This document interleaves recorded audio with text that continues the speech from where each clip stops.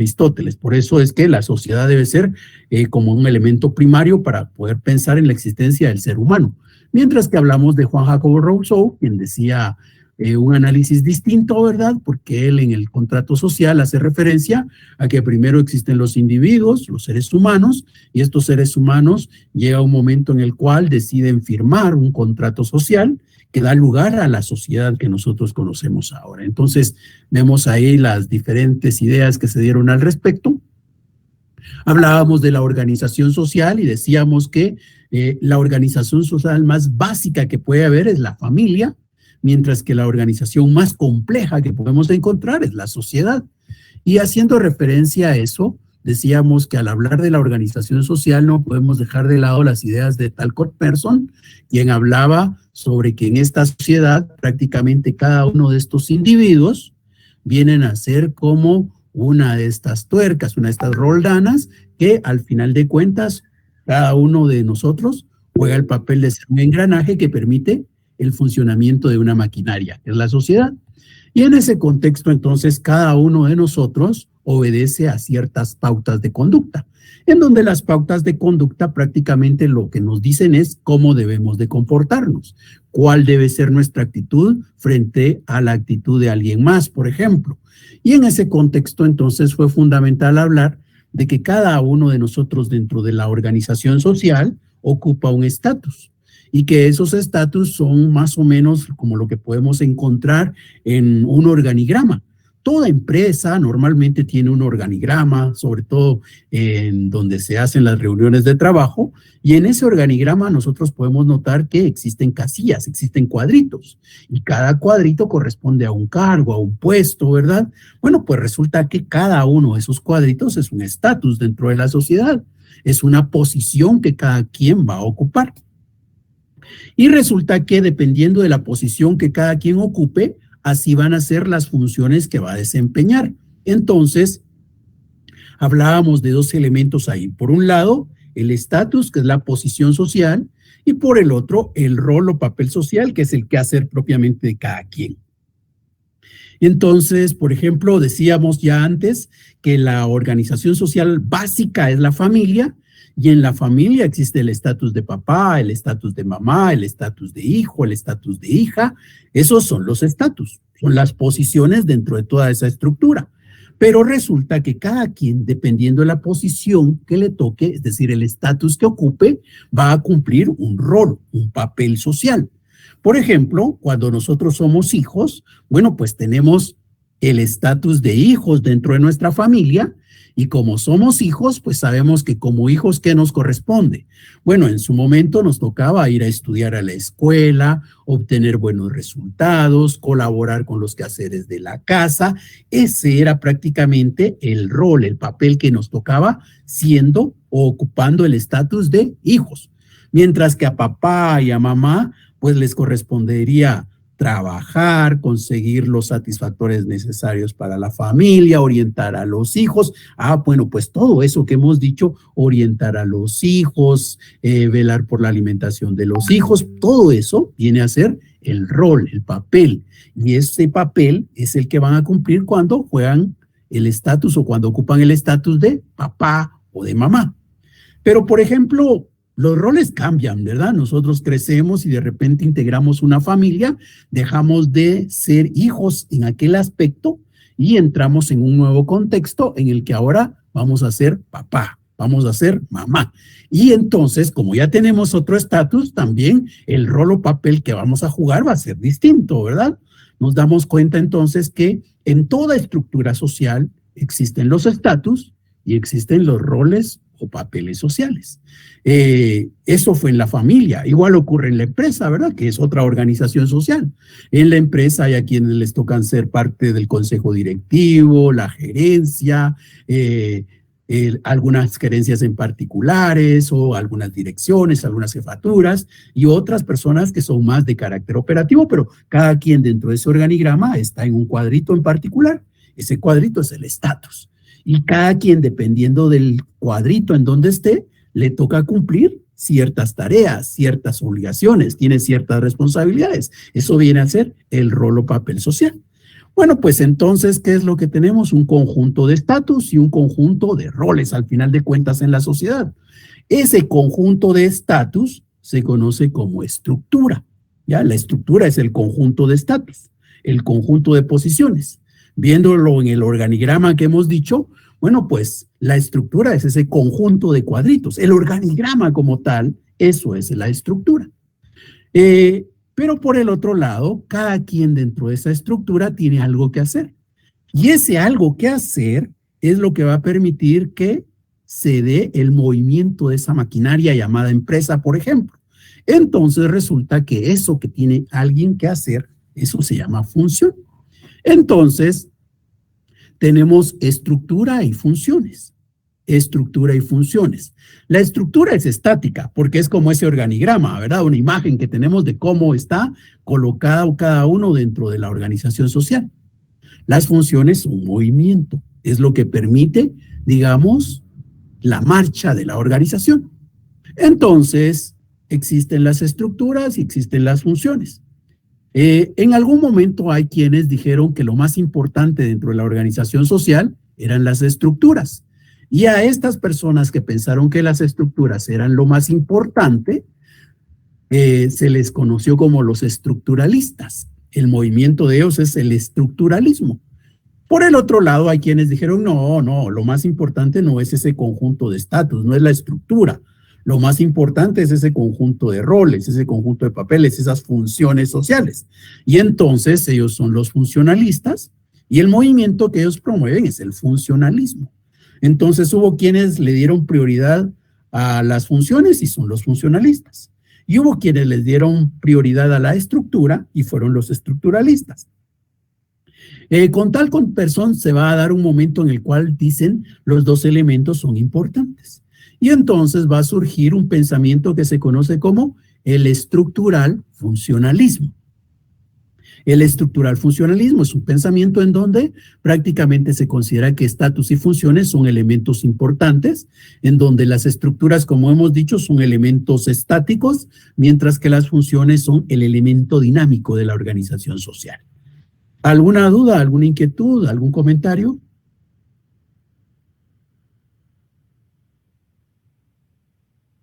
No, licenciado, gracias. Para servirle. Bien, entonces con esto terminamos lo relacionado con la sociedad. Ahora vamos a hablar sobre el otro elemento que complementa nuestro estudio y es el ordenamiento jurídico. Porque como se recuerdan, insisto, estamos hablando de sociología jurídica. Y al hablar de sociología jurídica, hemos dicho que esta lo que hace es estudiar la relación entre dos realidades. Por un lado, la sociedad y por el otro, el derecho. Hemos visto cómo la sociedad crea el derecho y cómo el derecho persigue un fin dentro de la sociedad. Bueno, pues resulta que entonces, ya que hemos abordado la sociedad, ahora vamos a considerar el derecho. Al hablar del ordenamiento jurídico, obviamente sabemos que ese ordenamiento jurídico es un conjunto de normas, ¿verdad? Y en ese contexto vamos a hacer algunas consideraciones sobre la norma y la libertad. La norma y la libertad. ¿Hay relación entre una norma jurídica o una norma en general realmente? Porque aquí no vamos a precisar solamente con relación al derecho, sino una norma en general y la libertad. ¿Qué relación hay entre norma y libertad? Y en ese contexto, pues aquí tenemos dos imágenes. Al lado izquierdo hay unas aves que están volando. Y al lado derecho a quienes tenemos es a los integrantes de una sociedad. Entonces pensemos. Consideremos el tema de las normas. ¿Habrán normas entre esas aves que están volando? ¿Qué creen ustedes? ¿Hay normas para esas aves? ¿sí o no? Yo creería que tal vez sí, porque ellas casi siempre vuelan en un mismo sentido, o sea, perdón, sí, en una misma dirección y se ubican y se detienen todas juntas. Es como si una con otra se dirigieran. Ah, muchas gracias, muy bien. Yo pienso que no, Lick, porque ellos actúan por instinto. Esa es mi percepción. Muchas gracias, muy amable. Definitivamente, cuando hablamos de las normas, si nosotros queremos precisar en las normas jurídicas, por ejemplo, las normas jurídicas o las normas religiosas o las normas morales o los usos sociales han sido creados por la sociedad. Es la sociedad la que crea las normas. Por ejemplo, ¿quién creó el hecho de que yo tengo que saludar cuando llego a un lugar? Que yo tengo que decir buenos días, que yo tengo que decir buenas noches. ¿Quién es el que creó aquella norma que dice cuando tú quieras requerirle algo a alguien tienes que decirle por favor? ¿Quién creó esa norma que dijo que cuando a mí me entregaban algo yo tenía que decir gracias? Estas no son normas jurídicas, ¿verdad? Esas son normas, digamos, por ahora, de carácter social. Las normas en general son creadas por la sociedad, porque solo nosotros tenemos ese tipo de normas. El perrito no tiene ninguna norma, ¿verdad? El perrito no quiere decir que cada vez que yo le doy su alimento, él tiene que reaccionar de una manera en particular y existe una norma que él tendrá que obedecer. No, el perrito, pues de repente se pone contento porque está hambriento, ¿verdad? Y va a mover la cola y si no me ha visto por mucho tiempo y es mi mascota, pues hasta las orejitas va a levantar cuando me asomo. Pero la verdad es que no es que haya una norma que esté orientando la conducta del perrito. Entonces, nosotros somos los seres humanos y nosotros los seres humanos somos los que hemos creado las normas. Por eso se recuerdan, hemos dicho que el derecho es un elemento cultural. ¿Y qué quiere decir que el derecho es un elemento cultural? Quiere decir que el derecho es una creación de la sociedad. Porque ¿qué es cultura? Cultura es todo lo que hace la sociedad y lo que resulta de esa actividad. Eso es cultura. Entonces, por eso hemos dicho que cultura es la computadora, el celular, la tablet, la silla, el escritorio, el libro, el cuaderno, el lápiz, porque la sociedad lo hizo, ¿verdad? Entonces, todo lo que la sociedad ha hecho, tanto viéndolo como la actividad, como el resultado de la actividad, es cultura. O sea, cuando alguien está, por ejemplo, preparando una pieza de hierro para convertirla en un balcón, bueno, pues resulta que esa actividad de estar forjando el hierro, eso es cultura. Esa actividad de estar dándole forma a la masa para tener una tortilla o a la masa de harina para tener un pan, esa actividad es cultura. Y el pan, la tortilla y el balcón son cultura. Porque ¿qué es cultura? Cultura es todo lo que hace la sociedad y lo que resulta de esa actividad. Entonces, por eso también decimos que el derecho es un elemento cultural. Es un elemento cultural porque ha sido creado por la sociedad. Si no hubiera sociedad, no existiría el derecho. Y eso es lo que hemos buscado mostrar cuando decimos que están relacionados sociedad y derecho. ¿Por qué? Porque la sociedad es la creadora del derecho. La sociedad es la creadora de las normas.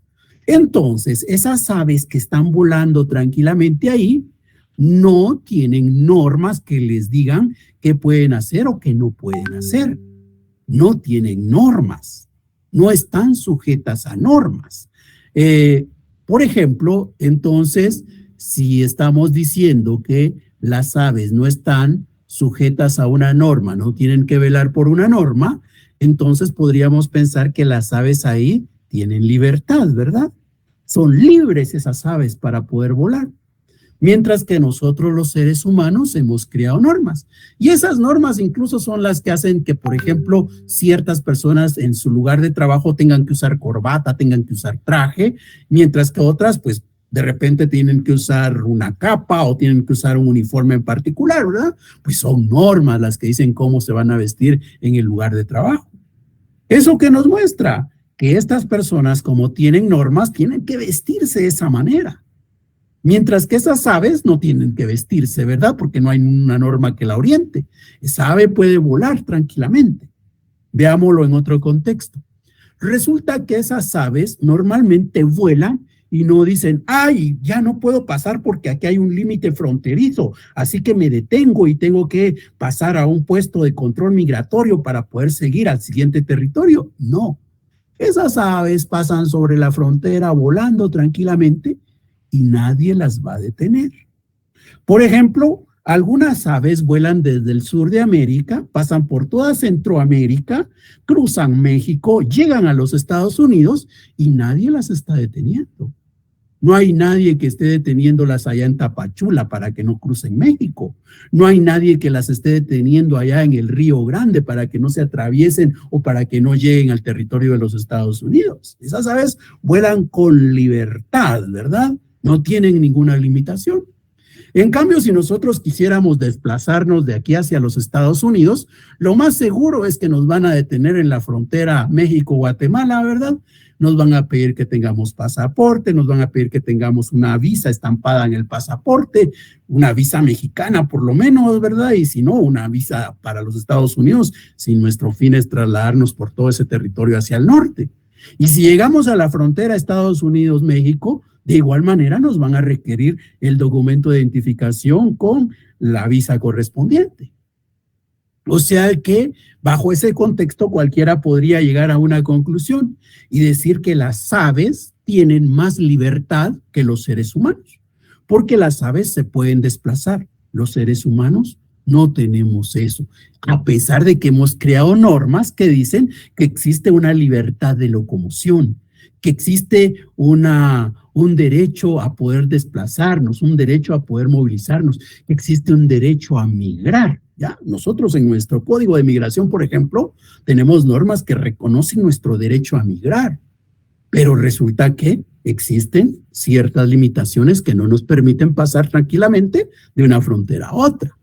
En ese contexto, entonces, insisto, sería fácil concluir que las aves gozan de libertad, mientras que los seres humanos no. Y en ese esquema podríamos llegar a concluir de que las normas son las que hacen que no sintamos la libertad, que las normas son las que nos limitan en la libertad. Y más todavía cuando leemos por ahí en la Constitución una frase que dice que nosotros somos libres para hacer todo lo que queramos, ¿verdad? Nosotros somos libres para hacer lo que queramos, siempre y cuando la ley no lo prohíba. Entonces, pareciera que los animalitos gozan de más libertad que nosotros los seres humanos. Esas podrían ser las conclusiones. Pero vayamos un poquito más allá de esa apariencia y veamos qué es lo que ocurre con esas aves. Esas aves realmente lo que están es obedeciendo leyes naturales, como ya antes lo había anticipado una compañera. Estas aves obedecen leyes naturales. Claro que cuando obedecen las leyes naturales, las aves no gozan de albedrío, ¿verdad? Como para decir, ahí está la ley natural, ¿la cumplo o no la cumplo? No, ¿verdad? La ley natural está ahí y las aves la cumplen fatalmente. Nos permite recordar el concepto de fatalismo que ya vimos, ¿verdad? Las aves cumplen fatalmente las leyes naturales. Es decir, no hay opción a que una ave se ponga a pensar y a decir, ¿lo hago o no lo hago?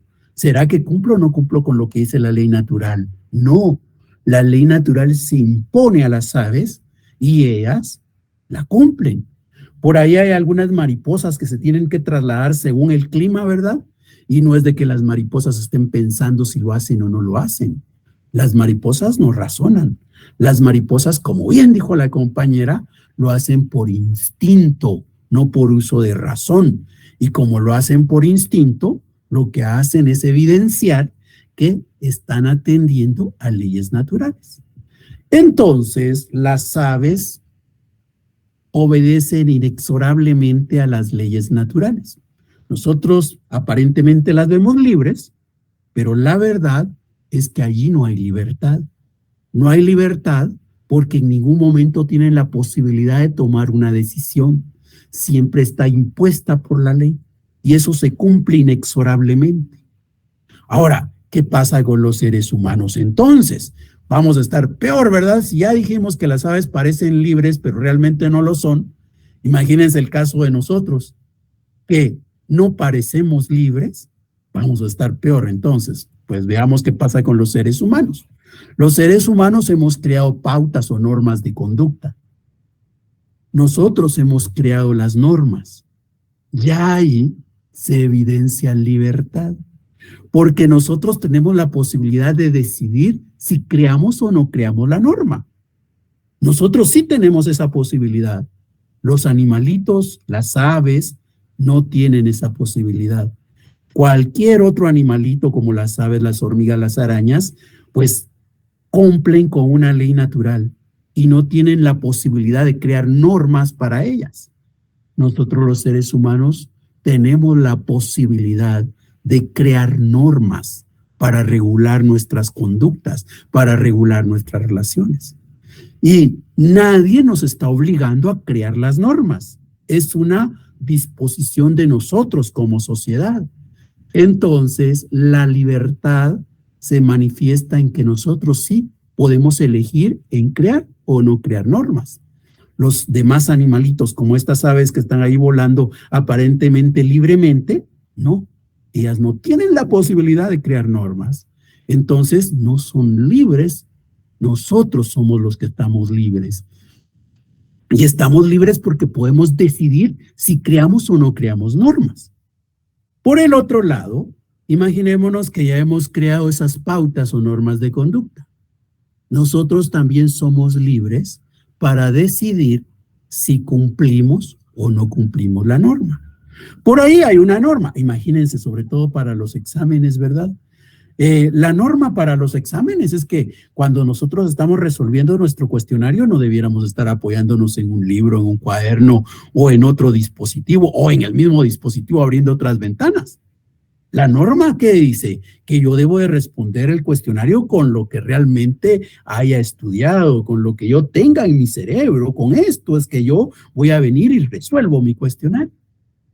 Pero, ¿cuántos realmente lo hacen así? ¿Cuántos no sacan su libro, sacan sus notas? ¿Cuántos no tienen un chat ahí en el dispositivo para poder comparar, para poder consultar? Por ahí hasta dentro de los memes que circulan ahora, ¿verdad? Hay una imagen en donde hasta un perrito está llevándole el libro al chico que se está examinando en la computadora. Entonces, ¿qué nos muestra eso? La norma existe. La norma existe y nosotros somos libres para decidir si la cumplimos o no la cumplimos. ¿Ya? Hay libertad. Claro, por ahí vamos a hablar de la coerción después, ¿verdad? Pero de momento notamos que a nadie le obligan a que cumpla la norma. Todos tenemos la libertad, gozamos del albedrío que permite decidir si la cumple o no la cumple. Tantas personas a las cuales se les ha iniciado procesos penales, tantas personas que podrían estar limitadas en su libertad como consecuencia de que está un proceso abierto o que están cumpliendo alguna sentencia. Y resulta que son personas que en algún momento tomaron la decisión de infringir la norma. Porque nosotros somos libres. Somos libres para eso, para dos cosas. Somos libres para crear las normas y somos libres para decir si las cumplimos o no. Entonces, ¿quiénes son más libres? ¿Las aves que están volando allá tranquilamente, digamos que desde Centroamérica hasta los Estados Unidos? ¿O estos seres humanos que están asentados en Guatemala y que de repente, como no tienen ninguna oportunidad, sueñan, tienen el sueño americano, quisieran irse a los Estados Unidos? Pues resulta que aunque la apariencia nos diga que son más libres las aves porque van a poder pasar tranquilamente las fronteras y llegarse a posar, por ejemplo, allá con la Estatua de la Libertad, resulta que aun cuando esas aves pueden desplazarse así de tranquilamente, no son más libres que estos pobres seres humanos que están atrapados en su territorio y que no pueden salir. Que no pueden salir porque las autoridades no se los van a permitir, que no van a poder llegar a aquel territorio de los Estados Unidos porque las restricciones van a ser grandes. Aun cuando la apariencia nos da la conclusión de que las aves son más libres, la verdad es que si lo analizamos a fondo, no. Nosotros los seres humanos somos los que tenemos libertad porque nosotros sí podemos decidir, nosotros sí podemos crear normas, nosotros sí podemos decidir si las cumplimos o no.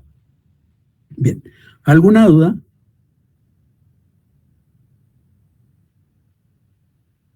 Licenciado, gracias. Gracias.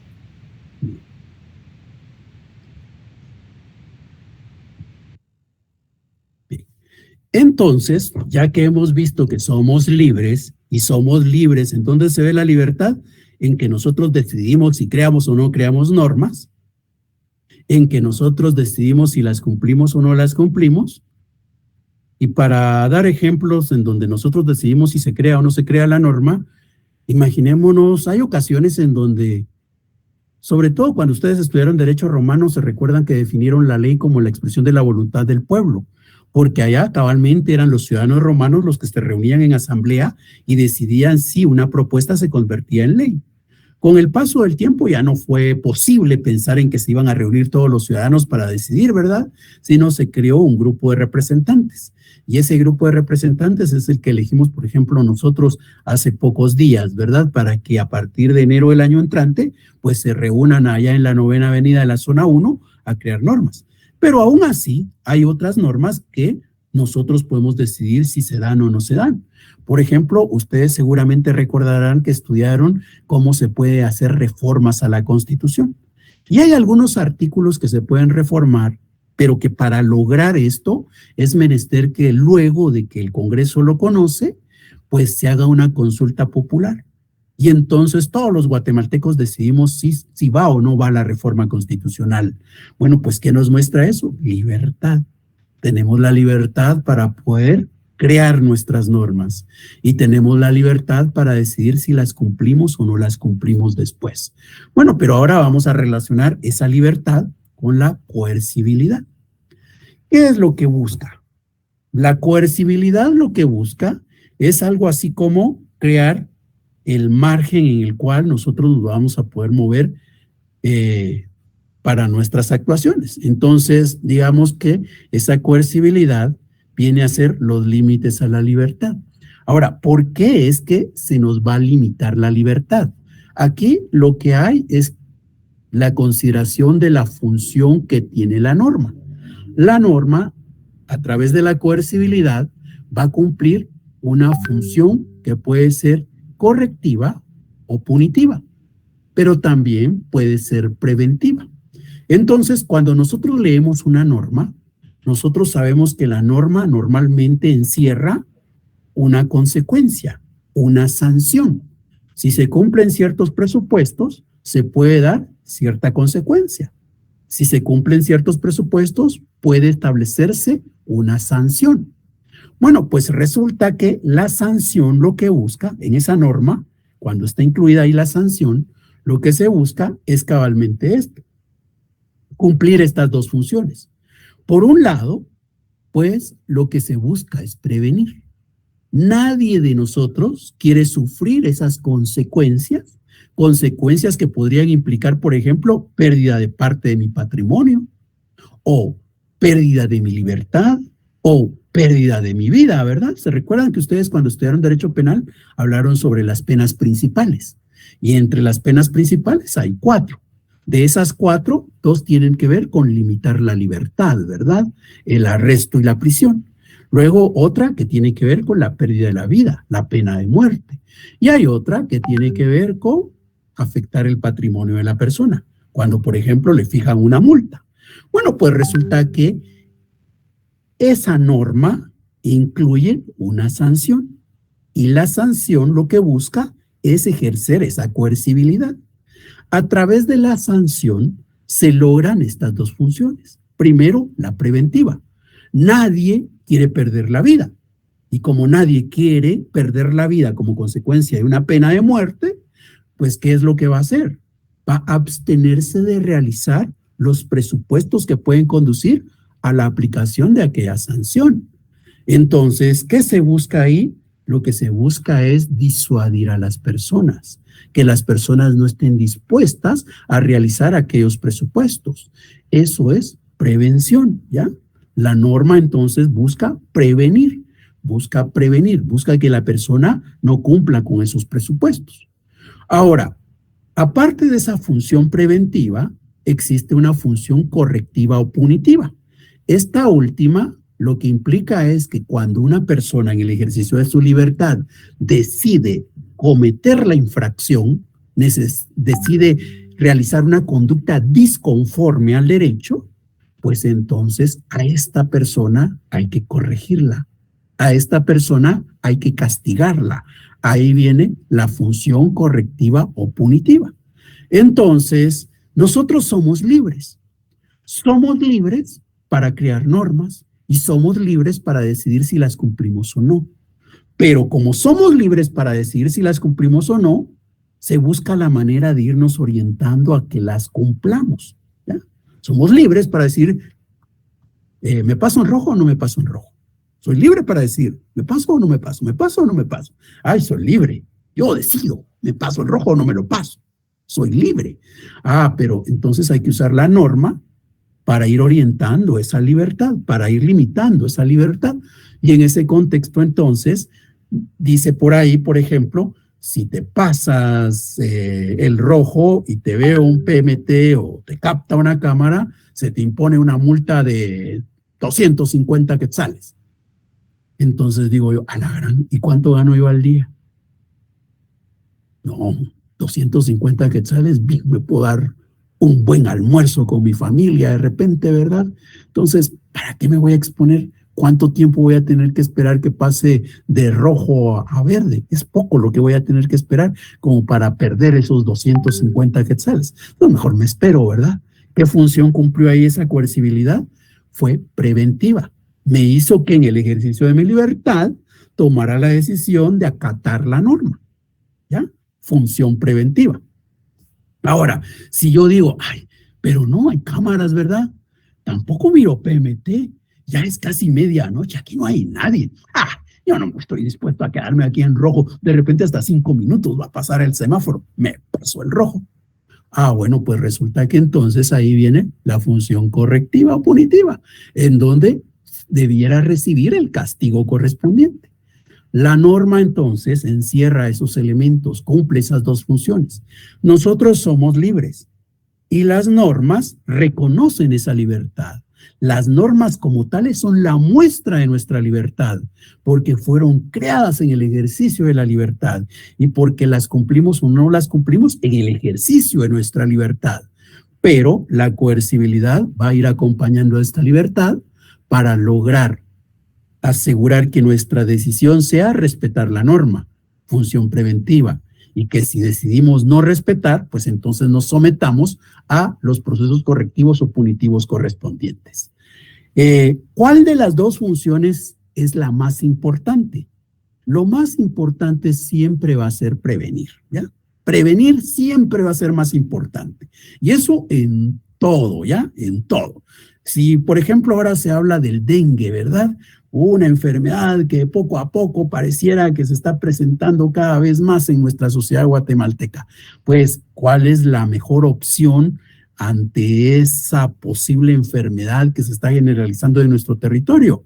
Pues ya han surgido por ahí algunas recomendaciones de que revisa qué tienes en tu techo, revisa qué hay en tu patio, si por ahí hay cuerpos de agua reposada, pues dales vuelta, usa insecticida para matar las larvas. Todo eso que es prevenir, porque prevenir siempre va a ser lo más importante que después ir a curar a la persona, ¿verdad? Entonces, la función preventiva es la más importante que la función correctiva o punitiva.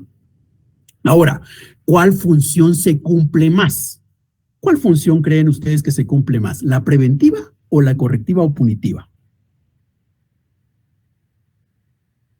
La correctiva. Así. Aquí en Guatemala, licenciado, tal vez por la sociedad que tenemos sería la correctiva. Sí, muy bien, muchas gracias. Pues la verdad es que la función que más se cumple es la función preventiva. Pensemos en un caso en particular. La norma relacionada con el homicidio. Ahí en el Código Penal, cuando uno estudia sus primeras normas, en la parte sustantiva dice homicidio. Comete homicidio quien diere muerte a otra persona. Y a quien comete el homicidio se le va a sancionar con prisión y dice cuántos años, ¿verdad? Bueno, pues ahí tenemos una norma. Entonces, nosotros, ¿qué tenemos? Libertad. Libertad para cometer homicidio o no cometer homicidio. Y entonces, ahí como somos libres para hacerlo o no hacerlo, viene la parte de la coercibilidad. Y la coercibilidad dice, mira, si tú lo haces, te vas a ir a prisión. Si tú lo haces, si no lo haces, pues puedes vivir tranquilamente porque no vas a ser juzgado, no has cometido ningún delito. Si nosotros revisamos, la mayoría de guatemaltecos, la mayoría, no todos, ¿verdad? Pero la mayoría, prácticamente, tomamos la decisión de respetar la norma, de comportarnos conforme a ella.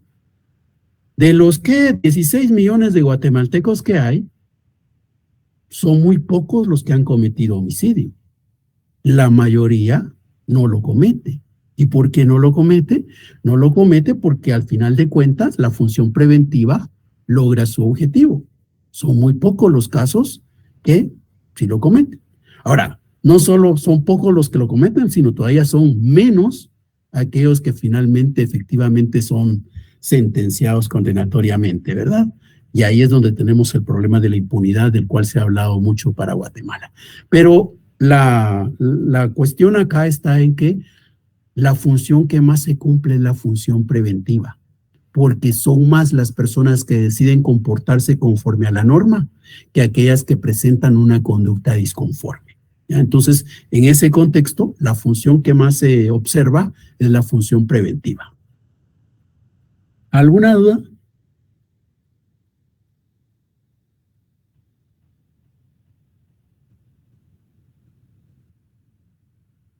No, Lick, muchas gracias.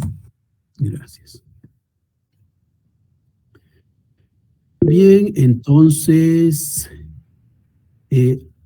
con lo que hemos visto hasta ahorita, vamos a tener una actividad de zona, nuestra segunda actividad. Se recuerdan que la primera fue antes del primer parcial. Después tuvimos el primer parcial. Ahora, en este fin de semana que viene, en estos días que vienen, vamos a tener nuestra segunda actividad. Otra vez es un cuestionario de 10 preguntas en Moodle, de lo que hemos visto en la clase anterior y lo que hemos visto ahora. Entonces, les encargo que estemos al tanto de lo que tenemos en la plataforma. Y ahora comenzamos otro tema. Entonces, ¿alguien tiene alguna duda, algún comentario, alguna inquietud?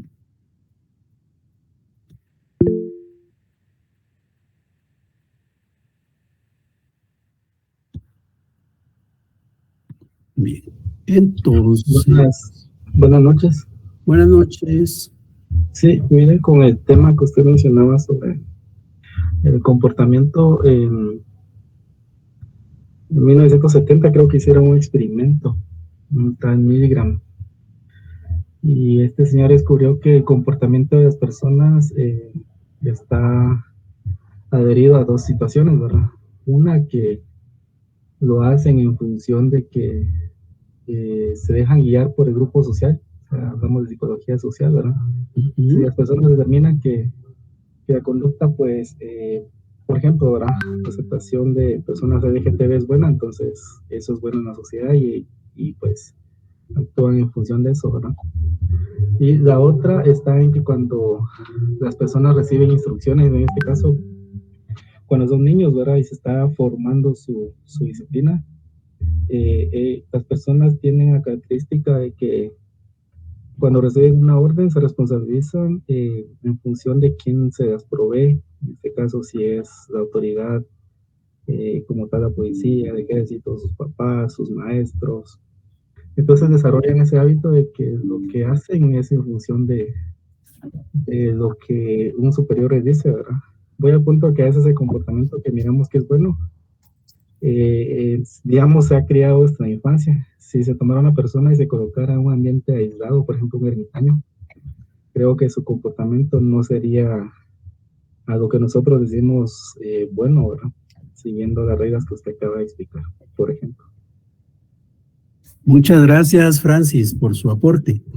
Efectivamente, esa temática la vamos a seguir desarrollando. Ya en nuestra tercera parte del curso, después del segundo parcial, vamos a estudiar sociología del delito o sociología criminal. Y ahí vamos a conocer cabalmente esas teorías, ¿verdad? Esas teorías que buscan explicar el por qué la persona toma la decisión de cometer el delito, por ejemplo. Entonces, cabalmente estos temas son los que vamos a seguir profundizando poco a poquito. Por ahora solamente estamos en el concepto de la libertad y la coercibilidad, pero llegará el momento en el que ya tratemos de explicar qué es lo que hace que el individuo se mueva en el ejercicio de esa libertad para tener una conducta conforme o para tener una conducta disconforme. Que ya en ese contexto la preocupación es más ¿por qué te inclinaste a una conducta disconforme? ¿Qué es lo que te movió a la conducta disconforme? Y esa temática será abordada después del segundo parcial. Pero muchas gracias, Francis, por ese aporte. Bien, entonces ahora estudiamos un cuarto tema. Este cuarto tema va a buscar relacionar más ese derecho y esa sociedad. ¿Se dan cuenta? Nuestro primer tema era sociología jurídica o sociología del derecho. Entendimos que habían dos elementos ahí relacionados, sociedad y derecho. Y entonces estudiamos a la sociedad y luego estudiamos al derecho. Y ahora vamos a volver a tratar de juntar esos elementos.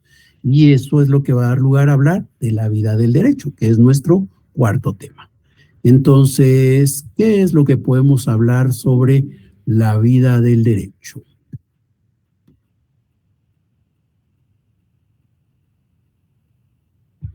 Bien, para hablar de la vida del derecho hay que considerar un concepto, la aceptación del derecho. ¿Y qué es la aceptación? Bueno, pues el término aceptación lo utilizamos de manera general nosotros, ¿verdad? Por ejemplo, ¿aceptó usted la invitación de esa persona para poder estar en su red social? O también cuando se celebra un matrimonio, ¿verdad? Le preguntan, ¿acepta usted como esposa A? ¿Acepta usted como esposo A? Aceptación. Entonces, ¿en dónde está la aceptación? La aceptación es prácticamente una decisión que va a tomar el ser humano. Es cada ser humano en su interior que va a manifestar, que va a sacar de adentro eso que llamamos la aceptación. La aceptación es la reacción de nosotros ante algo. La reacción ante la pregunta, ¿acepta usted como esposa? Y, sí, dijo. O, ¿aceptaste la amistad de aquel en la red? Pues sí. Entonces, la aceptación es algo que nace de nuestro interior y está en cada individuo. Y obviamente, no todos tenemos o vamos a dar la misma aceptación a lo mismo. Por ejemplo, por ahí podrían decir, ala, gran, ¿cómo es que esa mujer aceptó como esposo a ese señor? Ala, ¿cómo puede ser? ¿Cómo se pudo fijar en él? De ahí que definitivamente el amor es ciego, dice. Eso quiere decir que de repente ese papá, esa mamá, ese hermano o cualquier otro amigo por ahí no aceptaba la celebración de ese matrimonio, pero como no le van preguntando persona a persona, ¿va? Aunque por ahí en las películas y en las novelas sale la pregunta de que alguien de la concurrencia se opone a la celebración de esta boda, ¿verdad? Pero en general lo que cuenta es el consentimiento de él y el consentimiento de ella. Bueno, la aceptación es algo que está en cada uno de nosotros. Ahora, ¿qué es lo que vamos a aceptar? Lo que vamos a aceptar es el derecho. Ahora, ¿aceptamos todo el derecho? Pues no se acepta todo el derecho. Hay normas que son aceptadas por muchos y hay normas que no son aceptadas por muchos. Por ejemplo, y ahora con el proceso electoral se supo de algunas cosas, ¿verdad? Por ejemplo, por ahí De repente hay una norma relacionada con el matrimonio. Hay una norma relacionada con el matrimonio en el Código Civil. Seguramente ustedes ya la estudiaron, ¿verdad?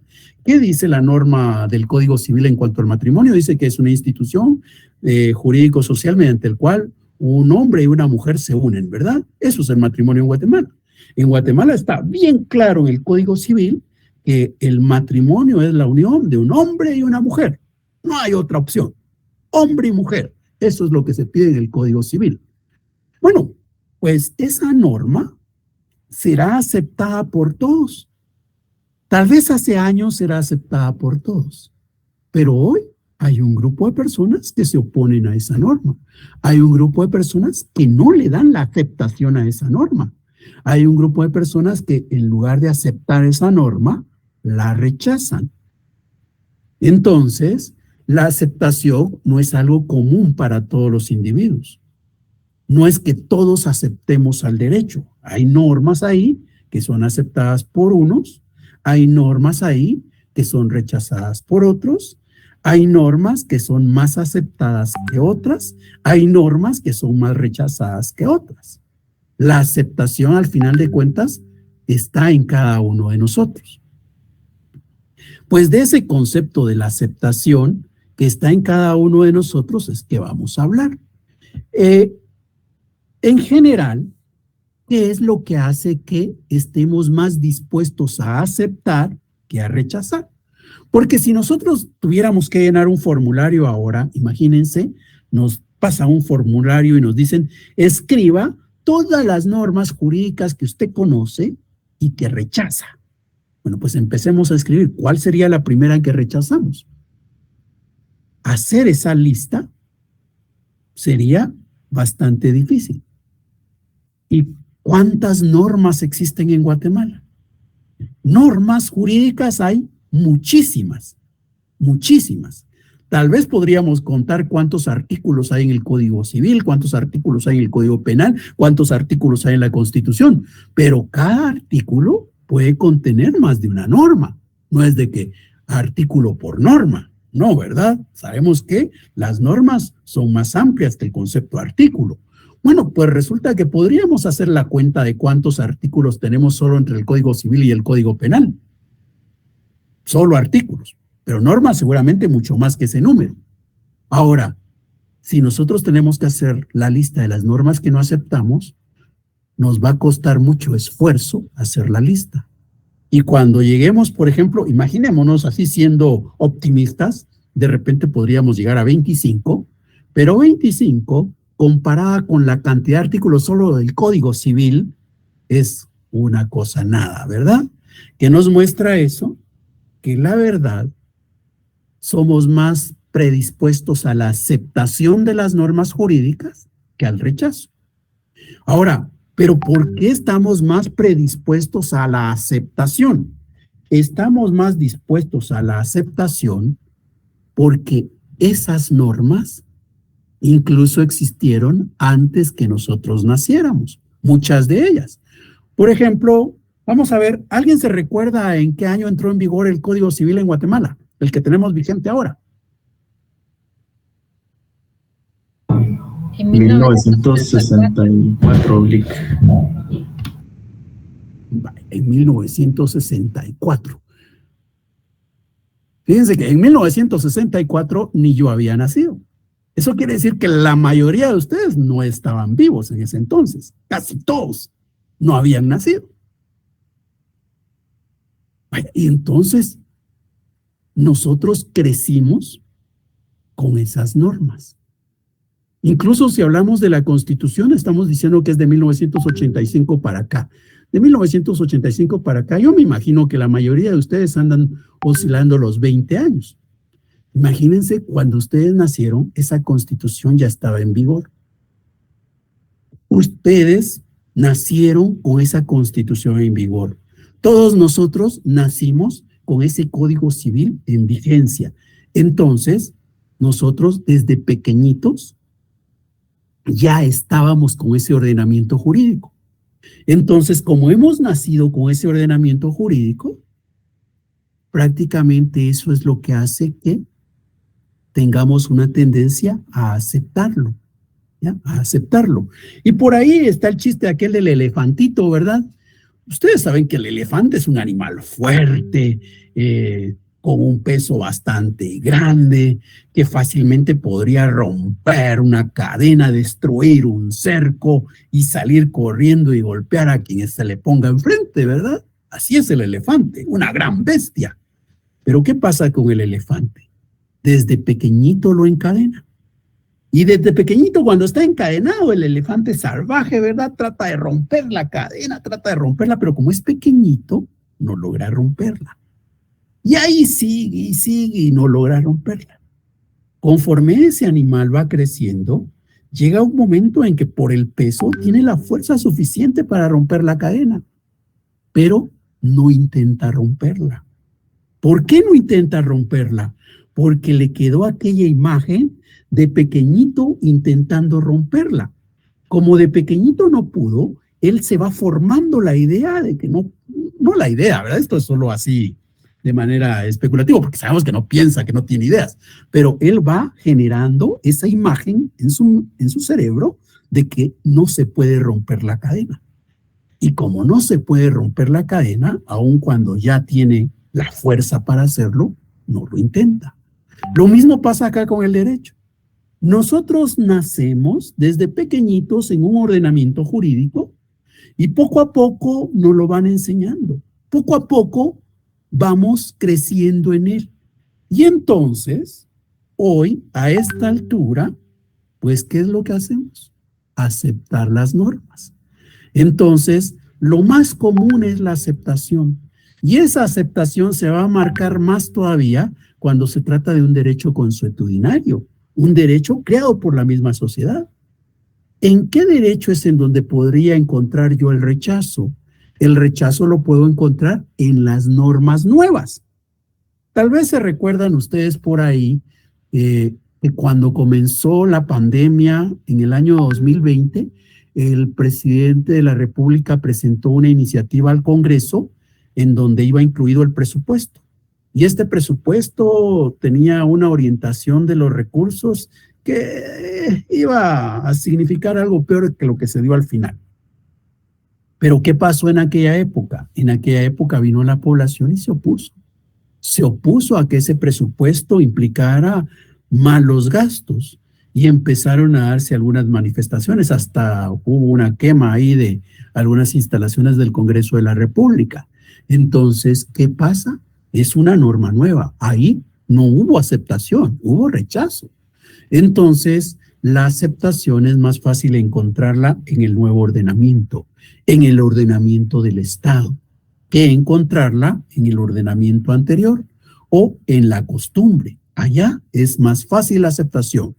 La aceptación puede ser cuestionable para las nuevas disposiciones. Imagínense que viniera el Consejo Superior Universitario y emitiera mañana un acuerdo en donde dijera que a partir de el 2024 los cursos en la Facultad de Derecho se van a ganar con 71 puntos. ¿Qué pasaría? ¿Aceptaríamos la norma? Yo diría que qué bueno, ¿verdad? Porque seguramente vamos a tener profesionales mejor formados, porque ya no solamente basta tener el 61, sino ahora se les va a exigir 71. Seguramente van a ser mejores profesionales. Pero ¿ustedes qué creen? ¿Que se aceptaría?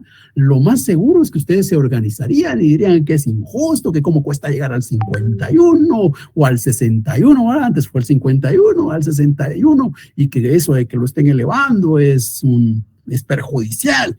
Bueno, pues, ¿qué nos muestra eso? El derecho nuevo es el que puede sufrir más el rechazo.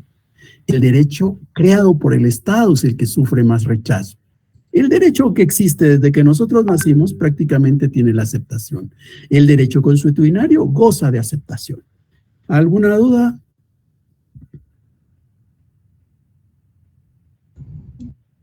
Bien. Entonces nos quedamos acá y seguimos con este tema de la aceptación en la próxima clase. Les agradezco la atención, feliz noche y estamos nuevamente el próximo viernes siempre a las 18 horas. Feliz noche. Feliz noche, licenciado, gracias. Buenas noches, licenciado. Feliz noche, Lic. Feliz noche. Licenciado. Feliz noche, Lic. Igualmente.